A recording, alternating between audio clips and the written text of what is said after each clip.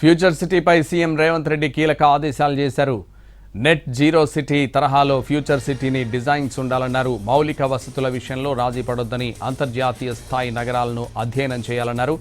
Trunk infrastructure అభివృద్ధి చేసిన తర్వాతే భూ కేటాయింపులు చేయాలన్నారు. అంతర్జాతీయ స్థాయి సంస్థలను ఫ్యూచర్ సిటీకి తీసుకురావాలన్నారు.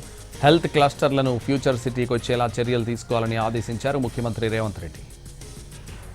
జూన్లో ఫ్యూచర్ సిటీ ఇండస్ట్రియల్ పార్క్లో పరిశ్రమల ఏర్పాటుకు శంకుస్థాపన చేస్తామన్నారు. భూ కేటాయింపులు జరిగిన వెంటనే పరిశ్రమల నిర్మాణం ప్రారంభించేలా నిబంధనలు ఉండాలన్నారు. ఇన్వెస్ట్ తెలంగాణ పేరుతో పెట్టుబడుల ఆకర్షణకు ప్రత్యేక సెల్, ఇన్వెస్ట్ తెలంగాణ కోసం ప్రత్యేక ఆఫీస్ కూడా ఏర్పాటు చేయాలన్నారు. పెట్టుబడులు పెట్టేవారి కోసం ఎస్కాట్ ఆఫీసర్ వ్యవస్థని రూపొందించాలన్నారు CM Revanth Reddy. Bullet train కోసం భూసేకరణ కూడా ప్రారంభించాలన్నారు. 1500 ఎకరాల్లో డేటా సిటీ ఏర్పాటు చేయాలన్నారు. ఫ్యూచర్ సిటీపై సీఎం రేవంత్ రెడ్డి కీలక ఆదేశాలు జారీ చేశారు. నెట్ జీరో సిటీ తరహాలో ఫ్యూచర్ సిటీని డిజైన్స్ ఉండాలన్నారు. మౌలిక వసతుల విషయంలో రాజీ పడొద్దని, అంతర్జాతీయ స్థాయి నగరాలను అధ్యయనం చేయాలన్నారు. ఇదే విషయానికి సంబంధించి మరింత సమాచారం మా ప్రతినిధి చారి ఫోన్ లైన్లో అందిస్తారు. చారి, సీఎం రేవంత్ రెడ్డి ఇండస్ట్రీకి సంబంధించినటువంటి శాఖ అధికారులందరితో కూడా సమావేశం నిర్వహించారు.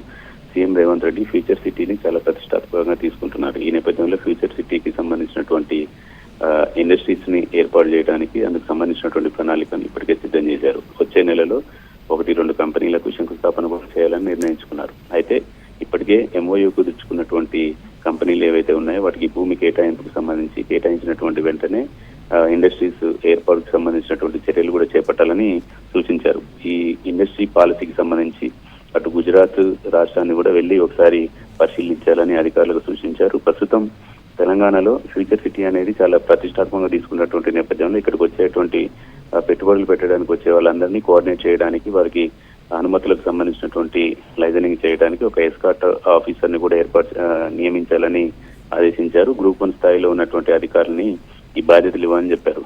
మొత్తానికి ఫ్యూచర్ సిటీలో వచ్చే నెల నుంచి కంపెనీలని ఇనాగ్రేషన్ చేయడం, శంకుస్థాపన చేయడం, అలాగే ఎంఓయూ కుదుర్చుకున్నటువంటి అన్ని కంపెనీలకు కూడా ఆ ఫ్యూచర్ సిటీలో ఏర్పాటు చేసేలాగా ఉద్యోగ కల్పన, అలాగే ఇండస్ట్రీస్ ఏర్పాటు అనుకున్న టార్గెట్ ని రీచ్ అవ్వాలని ఈ సందర్భంగా అధికారులకు దిశానిర్దేశం చేశారు. Right, thank you Chari.